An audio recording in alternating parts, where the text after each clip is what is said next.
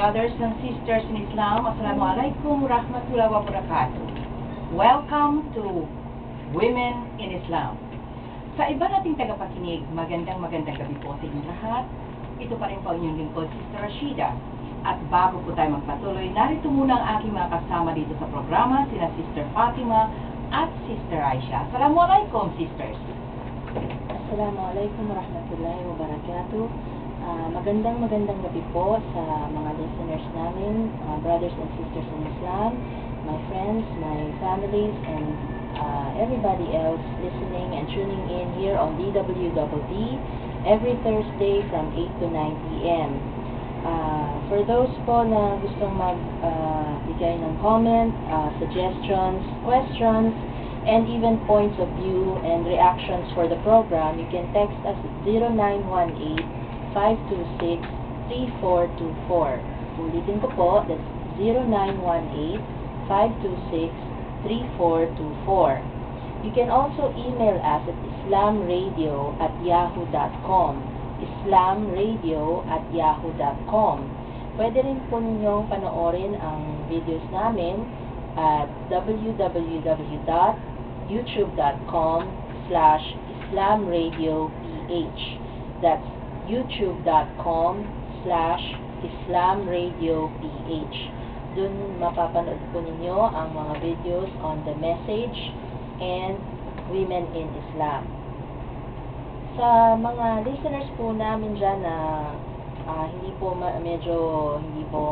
komportable sa mga email o sa internet, pwede rin po ninyo kaming sulatan sa Women in Islam at DWDD PVAO Building, 3rd floor, Camp Aguinaldo, Boni Serrano, Quezon City.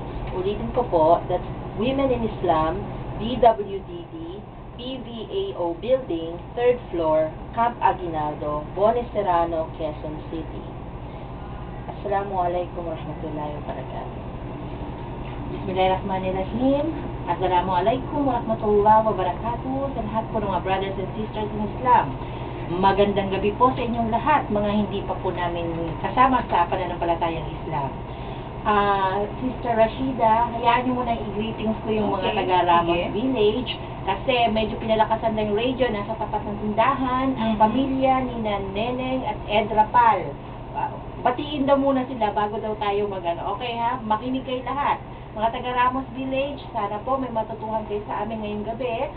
Inang, mother ni Neneng, binabati ko po kayo, kasama na po yung asawa po ninyo, at lahat po ng mga naka-tune in sa radio ngayon at makinig po kayong lahat. Inshallah po, may matutuhan po sana kayo sa amin. Inshallah. Well, naway sumaatin ang kapayapaan at ang pagpapala ng Allah Subhanahu wa Ta'ala. Tulad po ng dati, ang radio program na ito, Women in Islam, ay hatid po sa inyo ng Nurul Billah Islamic Media Foundation sa pakikipagtulungan ng DMPI, Bonsai Master of the Philippines. Isa pong magandang balita.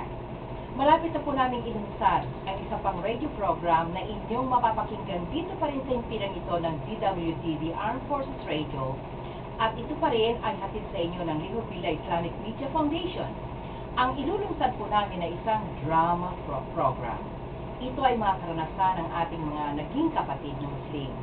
Ang kanilang naging buhay, ang kanilang mga problema, ang dahilan upang magpasya sila na pag-aralan hanggang sa kusang loob nilang niyakap ang pananampalatayang Islam. Kaya meron po kaming panawagan na kung sino man po ang may karanasan na nais ninyong ibahagi sa ating drama program, ipadala lamang po ninyo through email o kaya dito sa aming address. Sa ating pong islamradio@yahoo.com o kaya naman, pwede ninyong isulat at ilagay lamang po sa ibaba ng sobre ang ganito, Women in Islam, DWDD, Armed Forces Radio, 3rd floor, PBAO o PBAO Building, Camp Aguinaldo, Boni Serrano Avenue, Quezon City. Sino po makapagsasabi na baka ang inyong personal na karanasan at kasaysayan ay maaring makapagbigay ng inspirasyon at aral sa buhay ng iba nating tagapakinig. Kalahating oras po ang drama ng karanasan at ang natitirang kalahating oras ay para naman sa panel discussion ng ating host at mga magiging panauhin. kanila pong pag-uusapan ang isinadalang kwento ng buhay ng ating letter sender na dati po ay hindi siya Muslim, pero nangyari na pong yumakap siya sa Islam. So, abangan po ninyo yan, dito pa rin sa impilang ito ng DWWD, hindi na po magtatagal, inshallah. Okay, yamang narito po si Sister Fatima, at siya ay ating muling nakapiling, ipagpapatuloy po niya ang wakas na bahagi ng kasaysayan ng isang dakilang babaeng Muslim. Ito po ang kwento ng buhay ni Baraka hango sa aklat na Phenomenal Women of Islam. Ibinahagi po ito sa ating programa ni Sister Shaida ng Caloocan City. At mapapakinggan po ninyo ang pagpapatuloy ni Sister Fatima ng